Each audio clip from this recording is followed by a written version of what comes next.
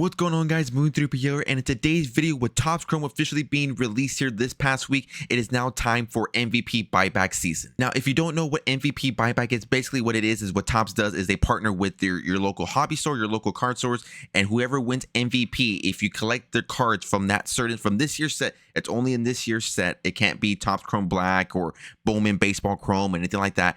Whatever player wins MVP, those hobby stores will pay you to buy those cards off you, and you can either get that money back or use it for store credit. So in today's video, we're going to go over what each card will be worth from the set. So if you pull any of these players' cards, whoever wins the MVP, if you take them to your local card stores, what will that card be worth? And of course, we're going to go over the top 3 players you potentially from each league that you want to keep an eye out for this year's MVP season. So with all that being said, let's dive deep into the video.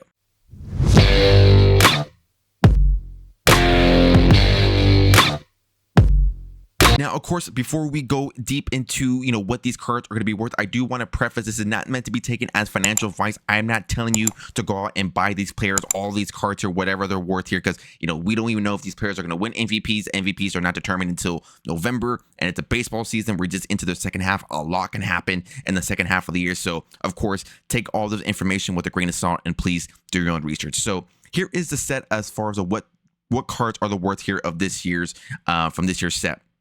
So you take a look at it here. The base card, normal base card here, or a base card image variation will be worth $20. Now, any type of refractor here is going to be worth $40. So that's a logo base card, logo refractor, image variation, refractor parallel, X refractor prism, sepia, peak refractor parallel, negative parallel, ray wave parallel, and a negative MLB fractor parallel. So a lot of refractors there, and those are going to be worth $40, which isn't bad. So, if you're collecting these cards, you pull them and you want to save them, I would recommend saving them, or when you go to your card stores or your local card shows, keep an eye out for those refractors from this year's set, because $40, that can help out a lot, especially with the prices of these boxes these days. So with any card here numbered greater than 100, you will get $100. So the magenta speckle sparkle numbered to 350, you will get $100. You pull a purple refractor parallel numbered to 250, you're getting $100. A blue sonar parallel numbered to 125, you're getting $100. So again, a little bit tougher pulls because they obviously are a little bit a lower number tier, but hey, $100 is $100. And the list continues. So these are the number cards less than 100 will get you $200. So obviously, again, these pulls are going to be a little bit tough, but if you can find these cards here, on eBay, my card post, Facebook listing, Discord postings, and again, you're at your local card stores, $200 for in-store credit or money back in your pocket. Again, that is a good deal. So of course, these are all the number cards that are less than 100 that you want to be looking for. So green fractor parallel, $200. Green sonar parallel out of 99, both out of 99 here. Green wave, a number out of 99. There's a lot of refractors, a lot of different parallels, so you do want to keep an eye out for. And again, want to preface, it's only in this year's 2024, so you cannot go out and buy a 2023 Chrome card and hope to go to your local hobby store and help to get $200 back in your pocket or for in-store credit. Again, it's only in 2024 Topps Baseball Chrome. So now let's dive deep into the players that you want to keep an eye out for with this year's MVP buyback season. So here are the American League honorable mentions here. We got Bobby Witt Jr. from the Kansas City Royals. He's having a great year. Jarren Duran from the Boston Red Sox. I've highlighted in my past. Jose Ramirez from the Cleveland Guardians, and Vladimir Guerrero Jr. from the Toronto Blue Jays. I would expect these players to all get votes in this year's MVP, when that time comes around, but I do not think these players will win MVP this year unless, again, something dramatic changes. Now, coming in at number 3 on my list here for AL MVP is going to be Gunnar Henderson from the Baltimore Orioles. So taking a look here what he's doing this so far in this year. So he's already accumulated at 6.6 WAR and has 28 home runs. He's already tied his season high from the previous year when he won Rookie of the Year. He's currently hitting .289 and has drove in 63, has swiped 14 bags, has an on-base percentage of .375 with a slugging close to over 600, OPS pushing at .954, and an OPS plus of 174. Now, I decided to take these here from Savant because with MVP, it's most valuable player, not the most valuable offensive player. So when you take a look at these players, you of course want to look at what they're doing defensively and what they're doing on the base pass.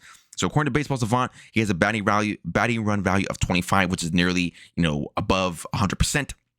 Base running value, he's sitting at 1, so above league average, and fielding run value is at 5. So playing a premier shortstop, playing a premier defensive position at shortstop, being valued as a 5 is pretty impressive. And taking a look here at his fielding ranges out above average, sitting at 7, so sitting at the 94th percentile, and arm strength sitting at 89.1, so which is pretty good. So Gunnar Henderson is a player that you want to keep an eye out for this year for MVP buyback. He's having a great year for the Baltimore Orioles. And of course, you do also want to consider what this team is doing. A lot of the voters here still consider, are they in the playoffs or are they not? Because how is a player going to be valuable on a bad team? So the fact that the Orioles are in first place, they're a World Series favorite, and he's a big part of that. Gunnar Henderson is a player you want to keep an eye out for. Coming in at number 2 is going to be Juan Soto from the New York Yankees. Now, Juan Soto is having a great year in his first season as a New York Yankee. He's already accumulated a WAR over 5. He's hit 23 home runs, hitting a batting average of 303, has scored 79 runs, and has drove in 66. He's not the fastest player on the base pass, so he's not going to swipe a lot of bags. Has an on-base percentage over 400, slugging pushing close to 600, OPS over 1,000, and OPS plus of 180. So is definitely taking advantage of Yankee Stadium. And taking a look here at his value, batting run value is at 100%, sitting at 41. So he's always been a tremendous offensive player. His base running value, again, he's not going to swipe bags and is not the best base runner here. So he's going to be, basically 0, basically league average here. And fielding run value is at a 4. When I was doing my research for this video, that really did surprise me because Juan Soto is not really known for his defensive value. I'm pretty sure the short porch is kind of helping him with that. Doesn't have a lot of ground to cover. So the fact that he's above league average was pretty impressive. And you can see here out above average, sitting at a 1. So he's not terrible. He's not bad. He's league average. So that's pretty good. Arm value here, sitting at 3, and arm strength here, not the strongest, but overall, Juan Soto, offensively, we know we're going to get from him. Defensively, he's been doing pretty well for the Yankees. Of course, this year is his walk year. Wouldn't be surprised if he breaks $400 million this year. But Juan Soto coming in at number 2 on my list, and is another player you want to keep an eye out for this year's MVP buyback season. Now, coming in at number 1 on my list is another New York Yankee player. It's going to be Aaron Judge. Now, Aaron Judge has already a 6.5 WAR, has already 34 home runs, is on pace to break his home run record that he hit 2 years ago. Has a batting average over 300, has driven in 86. Again, not going to be the fastest player on the base passer, only having 5 back swipe. On base over 400, slugging percentage over 673, pushing 700, OPS over 1,000, and an OPS plus of 206. That is impressive. I have not seen a player with an OPS plus over 200. Is arguably probably one of the greatest right-handed hitters of our time, and maybe potentially down the line of all time. So Aaron Judge is a very fun player to watch when healthy. Now, I know I was talking about defensive value. I think him playing center field does hurt him. I don't see him as a center fielder. He's primarily a right fielder, in my opinion, but with the way the outfield is set up for the Yankees, you're not putting Juan Soto in center field. So I think the defensive values, that is currently what's hurting him, because you can see here, range out above average, he's at a -1. Arm value is basically dead even. He has a pretty strong arm, though, sitting at 88.6. But I think the offensive value trumps what he's doing defensively. And when you're on pace to break your own home run record and you lead the league in home runs, RBIs, and OPS, you're a pretty strong favorite to win MVP this year. So in my opinion, if the season ended today, Aaron Judge is my MVP. Now on to the National League. Now the National League here is a little bit fun to watch because there, to me, isn't a clear-cut winner. You can make the case here that Aaron Judge is arguably the clear-cut winner and the Vegas favorite. But with the National League, there really isn't a true favorite to win this year, just because some players that are on this list are not our primary play at a position. They are a DH, which in this day and age, DH is still not considered a position. I consider it a position now since it's considered by both leagues, but of course some voters do not value that. So taking a look at it here, these are some of the honorable mentions you want to keep an eye out for. Is going to be Ketel Marte for the Arizona Diamondbacks. If there was the most underrated player award, Ketel Marte would get that award. We got Freddie Freeman to Los Angeles Dodgers. Mookie Betts also from the Dodgers. He probably would have been my favorite to win if he didn't get hurt. So unfortunately, he's missed too much time that I don't think once he does come back, I don't see him being really considered a top MVP candidate. We got Elliot de la Cruz from the Cincinnati Reds, and then we got Christian Yelich from the Milwaukee Brewers. So coming in at number 3 at this list is going to be Marcell Ozuna from the Atlanta Braves. Now, obviously, he's had his off the field issues that, personally, I'm not a fan of. Was not even a fan of him being part of the home run derby, in my opinion. But of course, like I just mentioned with the National League, there is very slim pickings when it comes to who is going to be an MVP winner. So what he's doing offensively, unfortunately, we do have to talk about it. So as a DH, obviously he's not going to have no fielding run value, and he's a pretty below average base running runner. So sitting at -2, but his batting run value is sitting at 100%, 100 percentile, sitting at 35. And what is he doing offensively as primarily as a DH? So right now he's sitting at 3.2 WAR with 28 home runs with a batting average over 305. Sitting at 305, has an RBI, has driven in 79, on base percentage of 379, slugging close to 600, OPS of 972. And an OPS of 167. And some news or notes here from Marcell Ozuna. So right now, currently in the National League, he is second in home runs, second in OPS, and first in RBIs.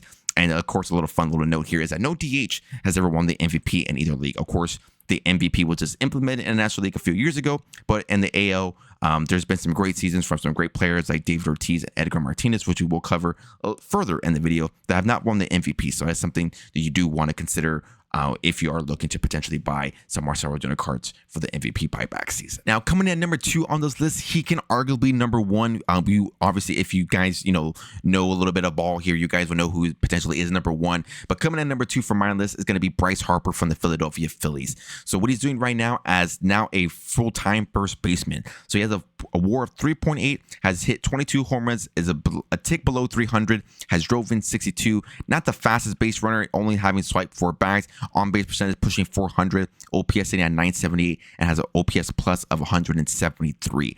And you can see here all reds for Bryce Harper when it comes to batting running value, base running value, and fielding run value. Which is pretty good for a first baseman. I thought maybe he was below average as a first baseman just because he's only been playing that position less than a year. So the fact that he's above average is pretty good. But again, for the voters, first base is not primarily a highly defensive position. It does not take a lot of, I don't say it doesn't take a lot of talent, but of course it's not like a shortstop, third base, or an outfield position. So it's something you want to consider when looking at Bryce Harper. And of course, some news and notes for Bryce Harper. If he does win this MVP, he will join Barry Bonds, Mike Trout, Albert Pujols, Alex Rodriguez, Mike Schmidt, Mickey Mantle, Yogi Berra, Roy Campanella, San Musial, Joji Maggio, and Jimmy Fox with 3 MVPs. I already think here he is a Hall of Fame favorite, but if he wins his 3rd MVP, wouldn't be surprised. I think that would basically solidify him as a Hall of Famer. I know people kind of go back and forth. So if he wins his MVP, I think it'll be pretty cool, and he is joining some pretty elite company. And coming in at number 1 on this list, and if the season ended today, Shohei Ohtani will be getting my vote as National League MVP. And of course, he is a DH, so there's going to be no fielding run value for him. But what he's doing offensively this year is off the charts. So right now he has a WAR of 5.4, has 29 home runs here. Baseball Reference hasn't updated this, but he did hit a home run against my Boston Red Sox tonight, basically over Dodger Stadium. So this is now sitting at 30 home runs. Has a batting average of 315. Drove in 69, stolen bases sitting at 23. So could potentially looking at a 30-30, maybe a 40-40 season. On base percentage sitting at 400, slugging percentage at 632, OPS over 1,000, and has an OPS plus sitting at 188. So pushing the 200 mark like Aaron Judge.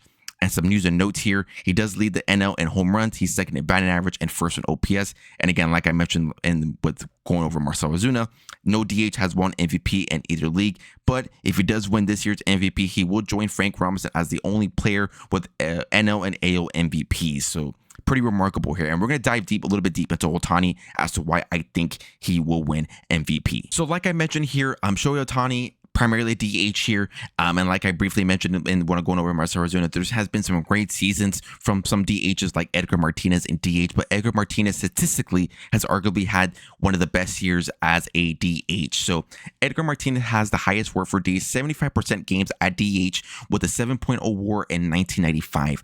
Martinez would finish the year with 29 home runs, driven in 113, a batting average of 356, on base percentage sitting at 479, and an OPS over at 1.107, and an OPS plus of 185. And of course, that is league adjusted and ballpark adjusted. So an OPS for that time, great OPS, and would still play out in this year as well. Martinez would finish 3rd in that year's MVP voting, though, behind Albert Bell and Mo Vaughn. And you can see here what they've done. What Edgar Martinez did in the same amount of games that Shohei Ohtani has played in this year, which is 96 games. So in 96 games during that year, he had 17 home runs. He had driven in 72.